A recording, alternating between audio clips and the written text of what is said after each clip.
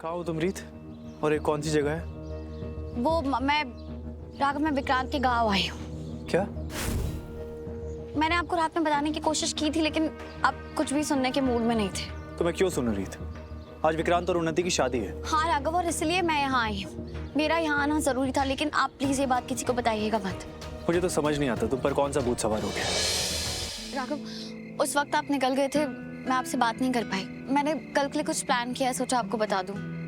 रीत प्लीज, बात अगर कल हल्दी के फंक्शन के बारे में है तो मुझे जानना है, वरना मुझे कोई इंटरेस्ट नहीं। और वैसे भी कल बहुत मेहमान आने वाले हैं, घर में बहुत काम है।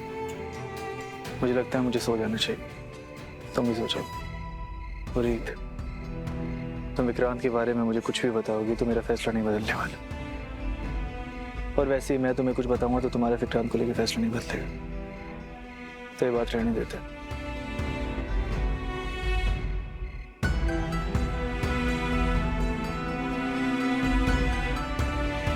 राघव जैसे साफ दिल इंसान तो बिना सबूत के किसी पे इल्जाम लगाएंगे ही नहीं, लेकिन मैं जानती हूँ विक्रांत के लिए जो मेरा दिल कह रहा है वो गलत नहीं है। मुझे ही कुछ करना होगा।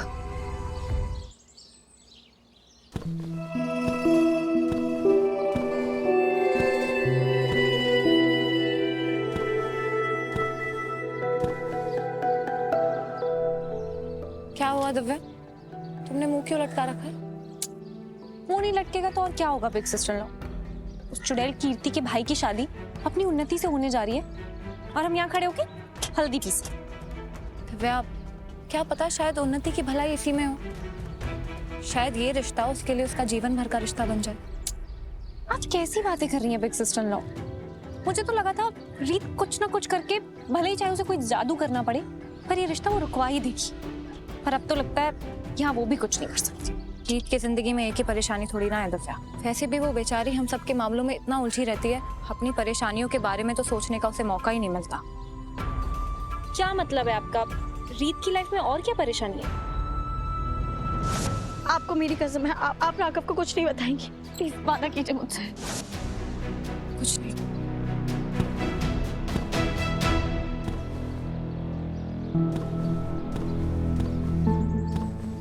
भाभी, रीत का है वो हलवाई को खाने का मेन्यू बताना था। हलवाई का मेन्यू तो रीत मुझे बता के गई है। लेकिन कहाँ? वो तो नहीं पता, पर किसी जरूरी काम से गई थी। ऐसा कैसे जरूरी काम हो गया? घर में सब काम बाकी है, मेहमान आने वाले हैं। राघव भैया परेशान मत होइए, रीत हम दोनों को सब समझा के गई है। हल्दी की रस्म में कोई रुकावट नहीं आएगी। मुझे कुछ बताया भी नहीं। मैं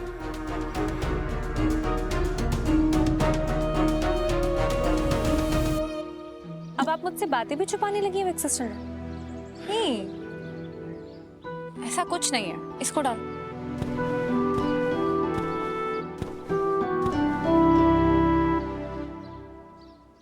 हेलो, कहाँ हो तुम रीत? और ये कौन सी जगह है?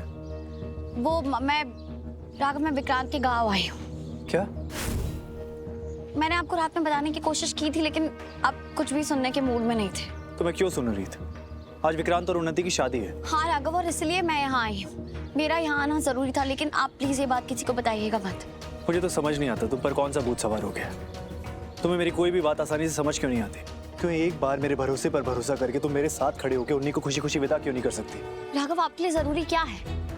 ये कि मेरे मन में ये शक रह जाए कि सब कुछ जानते हुए भी हमने उन्नति के लिए कुछ नहीं किया, उसकी लाइफ बर्बाद हो गई, या ये कि मैं कोशिश करूँ कि उसके साथ कुछ गलत ना हो। खुद को बेवकूफ बनाना बंद करो रीत। ये सब तुम अपने लिए कर रही हो, उन्हीं के लिए नहीं। अगर तुम उन्हीं के लिए कर रही होती तो तुम मेरे साथ यहाँ खड़ी होती, वहां नहीं।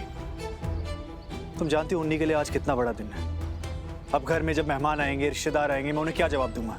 तुम्हारा भाई पूछेगा तो क्या जवाब दूंगा? कि रीत उन्हीं के होने वाले पति के खिलाफ सबूत ढूंढने गई है, उसे क्रिमिनल साबित करना चाहती है। राघव, अभी आप गुस्से में हैं, मुझसे नाराज है इसलिए ये सब बोल रहे हैं, लेकिन मैं जानती हूँ आप मेरे साथ खड़े होंगे। और प्लीज आप इस बात की चिंता मत कीजिए कि मैं वहां पे नहीं हूँ, क्योंकि मैं शादी होने से पहले वहां आ जाऊंगी।